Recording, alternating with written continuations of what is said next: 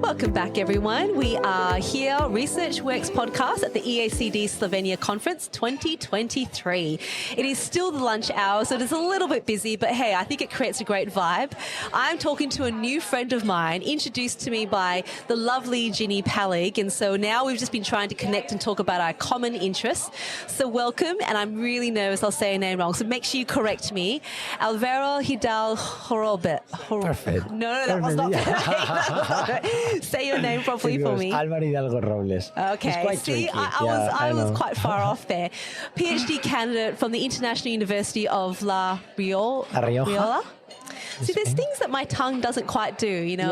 Yeah, I'd love to learn Spanish. Yeah, we do tricky things with the language in Spanish. I You know. never know when it's softy or yeah.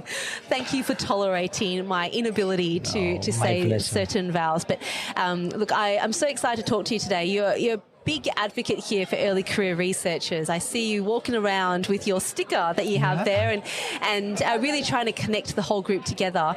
And I know you've got a few posters here too, and you've got some publications that are coming up, so we'll talk to you about that really soon. But what I thought would be really interesting to talk to you about today is kind of what your perspectives are on the conference so far.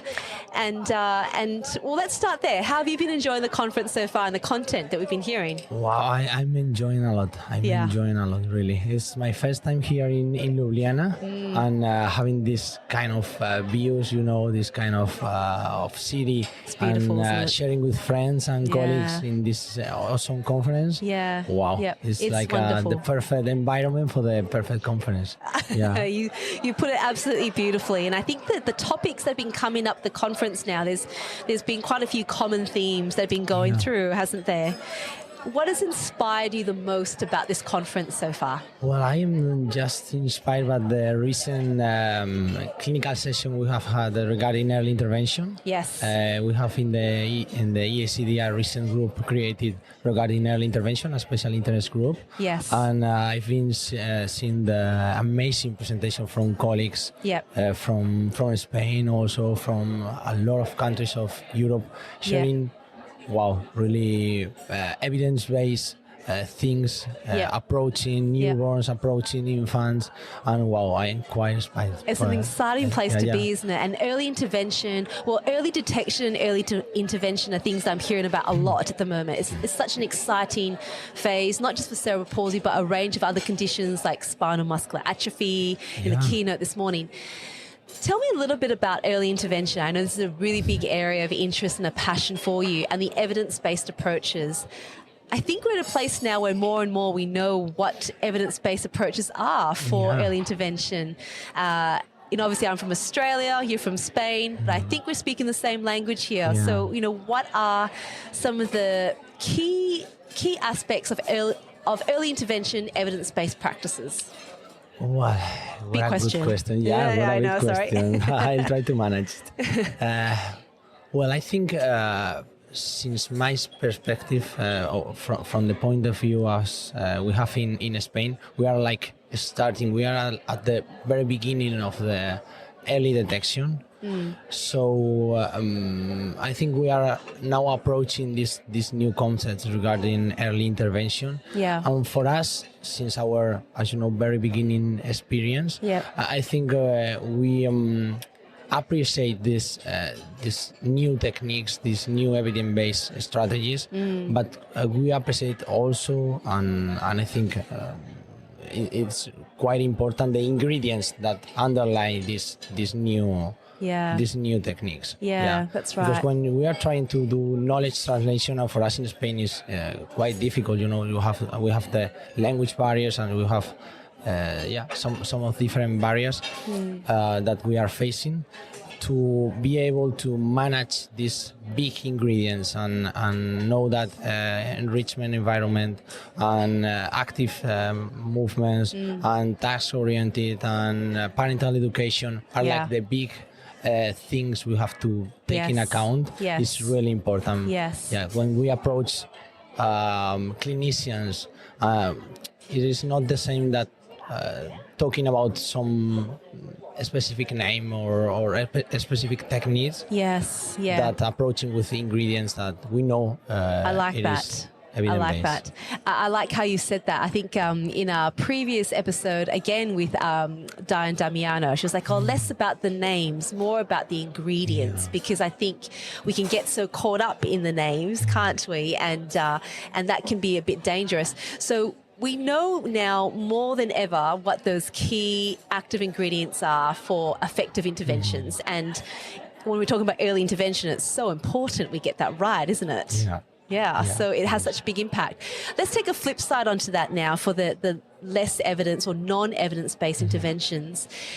Do you see a lot of those practices still happening in Spain, and what you sort of see happening there? Yeah, we have received in the early intervention session a great presentation of Mari Carmen Lillo, which has recently done with a group of researchers in Spain a survey, and I was greatly surprised about the results. Wow! Because we are really advancing in this evidence-based intervention, but it is true that we also are facing some non-evidence-based intervention. Above all, in Spain we have NDT or BOBA therapy. We are facing also Boita therapy. And I think it is quite culturally related with the information we give to students in the university. Because many of the programs in Spain, in the university degree programs, above all in my career, as my background as PT, all the pediatric information I received was mainly based on non-evidence methods. So it is really tricky to approach students or people who are interested in pediatrics with all these new concepts. Sure. That makes it so challenging, isn't it? Because you come out of university so excited about your profession, what you feel like you've just learned. You want to, you trust that it will be from the latest evidence. And so if you come out, you graduate, and you soon realize that it isn't, that makes it really confronting. It is. Really hard. At least it was my experience. It was. Wow. Because to change that makes it very, very challenging, and you need people like mentors to be able to help show you where you can go. So we talked a little bit before about those non-evidence-based interventions, which I think has been listed a fair bit in the red light interventions now in the clinical guidelines. And they're often named interventions. The other ones that have really popped up in terms of not being studied at all, and I've noticed in this conference as well, no one's talking about these really old techniques like Cuevas medic exercises, or the different version of that rebranded as dynamic movement intervention, both very similar. I've noticed that no one's talking about that here, yet when we look on the internet and you sort of see the proliferation of these techniques, what's your perspective on that in terms of what you see? Well, I think maybe running in circles before answering, I think, for example, from my perspective in Spain, when we approach families with babies with high risk of CP, the component of the information, it is, I think, the most important component. Because when they receive all this information and they are able to know what is what we know in terms of strategies or in terms of intervention, they are able to recognize this kind of non-evidence techniques, or because I think it is always there's gonna be this kind of intervention, and when we finish with Cuevas medic, other name will come to us. But the more important point for that, I think it is information to the family, and it is the highest comorbidity we are facing in CP. I think you're absolutely right. And I think, again, the names make it confusing, right? Like you say. So, it might have started as Cuevas medic, but it's changed to something else, and you can keep renaming it. But if we can't identify those ingredients of those interventions and go, actually, then they're not evidence-based, but at least to have that information so that families can make a choice. Because we're not saying don't do it. We're just saying, look, it's not evidence-based, but make sure you know that before you go forward. What do you think are some of the strategies? Because given you've described Spain as the early days of early detection, early intervention, getting those structures in place.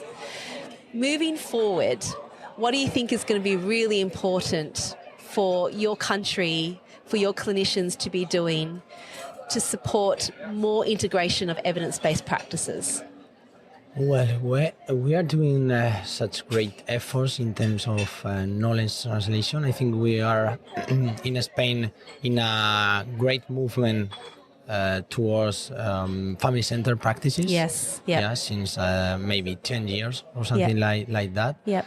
I think it is a tricky way because we have like some cultural I don't know if perspective or some cultural related stuff that doesn't help us to move to family-centered practices. For example, the clinical center services, like this way of create big centers to approach children, and this is difficult. This is difficult in us to move to the home environment, to move to the families. Yeah. And then I think, for example, when we talk in terms of cerebral palsy, we need to start doing a specific intervention for this kind of children. We know that we are able to detect early, we are able to diagnose early, and now is the time to make a specific intervention, not just for the child, of course, but for the family also. And I think it is the following step. But because, for example, I'm really happy with some of the projects we are developing in my PhD. We have this. When you saw you see the raw data, we try to, and we got.